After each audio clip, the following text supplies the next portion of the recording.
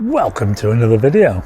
I am the Starman and I am here in Lytham, which is just down the road from Blackpool, and the reason why I've come here is because, well, I'll just show you now behind me. Can you see this here? This is a famous Lytham windmill. We've got a very nice view of the eastern sky and the southern sky from here, a bit better than it is in Blackpool. We're looking out over the Ribble estuary here, and I want to show you how you can see the planets Jupiter and Saturn in the sky and possibly get a photograph of them as well.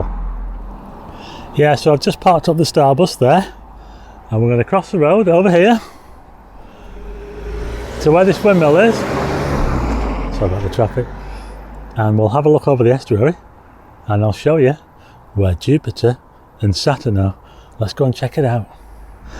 Okay, so I'm now down here at the front here. I've got Lytham Green just to this side, the famous Lytham Green, and I've got the windmill behind me. And I'm now looking out over the Ribble estuary. And as I said, we've got a great view to the south here, all the way to the south over there. And we've also got a pretty good view to the east as well. Okay, now before we get to Jupiter and Saturn, we've actually got the moon rising. We've got, it's a waning moon, it's not a full moon.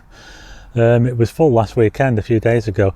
But yeah, we're going to get the moonrise at any minute now, and it's going to rise somewhere down here. We can just about see it towards the east, northeast, and hopefully we'll just be able to see it rising behind these buildings just down here. So let's see if we can get the moonrise first, and then we'll move on to Jupiter and Saturn. Okay, so there's the windmill there, and I'm now looking to the east. No sign of that moon yet, and we're now probably 5 minutes after it's risen and there's no sign of it. I'm just wondering why we can't see it, because according to the app, the photographer's ephemeris, which I normally use for capturing moonrises, it should be rising to the right of that building right down there. Now we should be able to see it and we can't. I wonder why. Give it a bit of time. Okay, I can see the moon coming up now, and it's nowhere near that building. It's way away. I was worried that that building was in the way, but it's not. In fact, I think the moon is rising either out of a cloud or above a distant hill, and that's why we couldn't see it until now. Anyway, check this out. Oh, I don't know if you can see this. Just looks absolutely amazing. Yeah, the moon it must have been below a hill or a mountain over there. It is now peeking up. I don't know if it's a cloud, I can't tell, but it's just peeking up now. I'll show you a photograph that I just took. Absolutely amazing. The building wasn't going to be in the way. It's way to the right. It was just behind either a hill or a cloud. I can't really tell, but that looked like a deep orange colour, probably because it's so low down. And oh, that looks spectacular. I'll have to go and take another photograph. This looks absolutely amazing. Check out this as it rises higher. Look at this for a moonrise. This looks absolutely amazing. Just look at this. That is spectacular. That is amazing.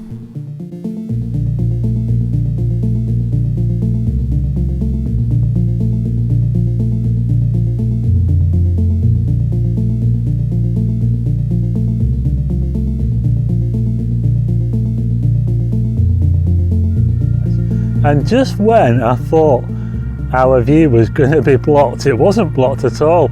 It just needed to clear that cloud, or is it hill? I can't really tell.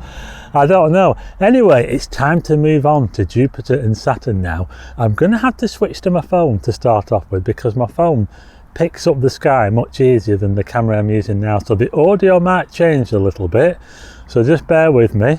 We'll have a look at Jupiter and Saturn in a wide field, just to give you an idea of where they are, and then I'll switch to my other camera and I'll show you how to get a photograph of them. Okay, now sorry about the change in audio. I've moved onto my phone because the phone picks up the sky much easier. So there's the moon over there rising. Absolutely amazing. Incredible. But anyway, I'm now going to show you Jupiter and Saturn. So we're now moving round towards the southeast, almost towards the south. So there's Jupiter, that's the first one there, much brighter than Saturn on the right hand side. So we've got Jupiter on the left, Saturn on the right. So they're just about now, it's about 10 o'clock in the evening. Now as the night goes on, they're going to move across the sky. We're now looking almost towards the south now. In the centre of the screen is the south, so they're still sort of in the east, and they will climb a little bit as they get towards the south. They're not going to get very high. This is about as high up as what they're going to get. So if I put my palm out at arm's length, we can see that they're not really that high up.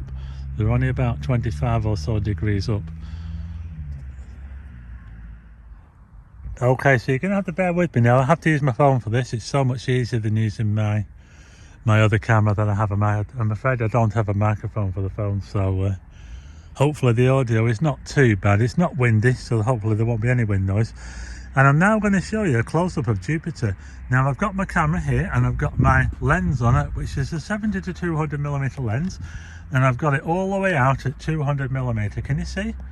It's not the most powerful of lenses. I know it looks quite big, but that's more to do with the speed of the lens than the power of the lens. It's a 200mm lens, and I'm right on Jupiter now. Can you see how I've got the screen there, and you can see that dot there in the screen? That's Jupiter. And just watch this now. I'm going to zoom in on it. So we'll zoom in, and just look at this now.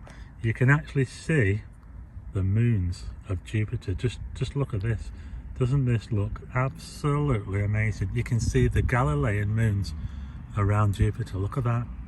Doesn't that look absolutely amazing? Now I've had to adjust the exposure so that we can see this. I've had to adjust the exposure down to about 2 seconds. Can you see 2 seconds? So that those moons show up, because any faster than that and they disappear. Can you see, if I set the exposure for slower, or should I say faster, so we're coming down to a quarter of a second, 10th, 15th, 25th, 1/4, they disappear. Can you see? So to be able to pick the moons up, you need to have a slow exposure. So I'll take this right down, back down to about 2 seconds, and now you can see that those moons appear. Absolutely amazing. And what I'm going to do now is I'm going to see if I can take a picture. Okay, so I've been a bit of a naughty boy, and what I've done is I've knocked the planet out of focus. Can you see it's like a big blob? And you might be able to see that the moons look a little bit, well, they look all blurry. So what I'm going to do is I'm just going to show you how to focus on the planet and make sure it's as sharp as you can get it. I've got manual focus set, and the ring for the focusing on this camera is, where is it? I think it's this one here. I hope it is anyway. And what I'm going to do is I'm going to turn that ring now. Just watch the screen. I'll just bring it more into the centre of the screen. Okay, so here we go. Now I'm going to use the focusing ring and manually bring the planet into focus. I'm going to turn it. Can you see now? Look at that now. Can you see how those moons are becoming sharper? Everything is turning smaller. Now look at this. We've gone a bit too far there. You can go too far. So bring it back. And I would say that now we've now got it in focus. So I'm going to take a picture now, and we'll see how this comes out, shall we? 2 seconds.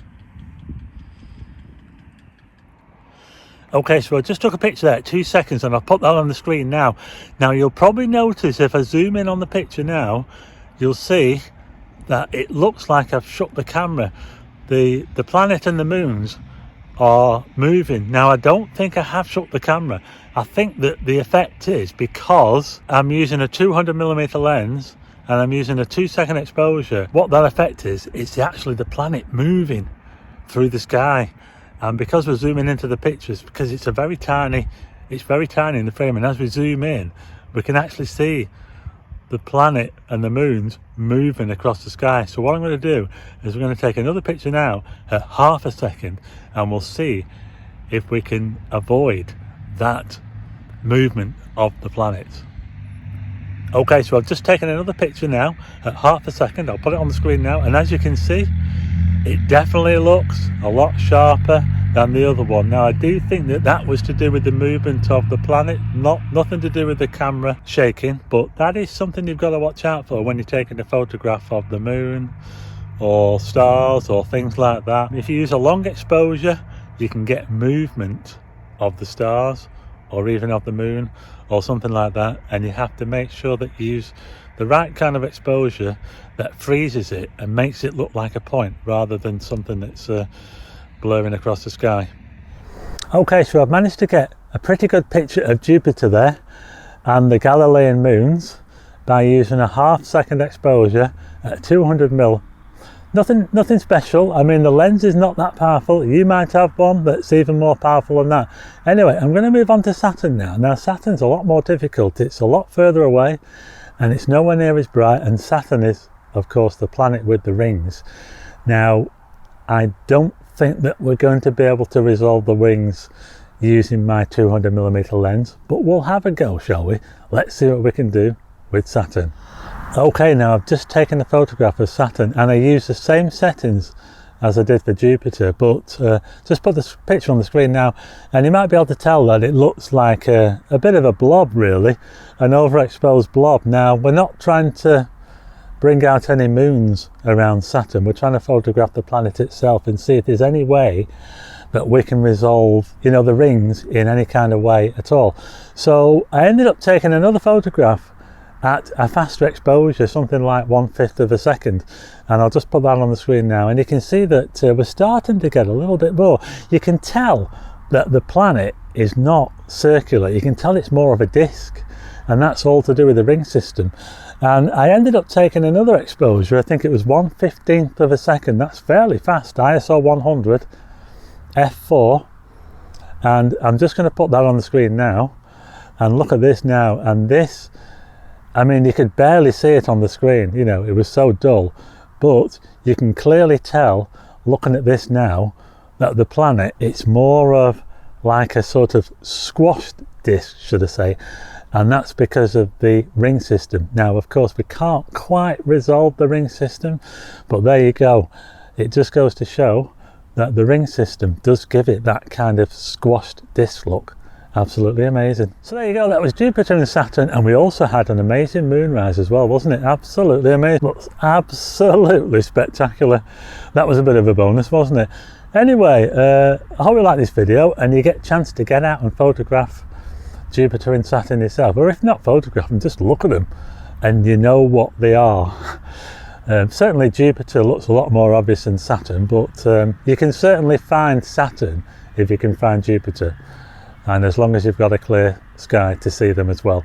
Anyway, I hope you like the video. If you do, hit the like button and also hit subscribe and tick the bell for notifications of new videos, and I will see you again next time.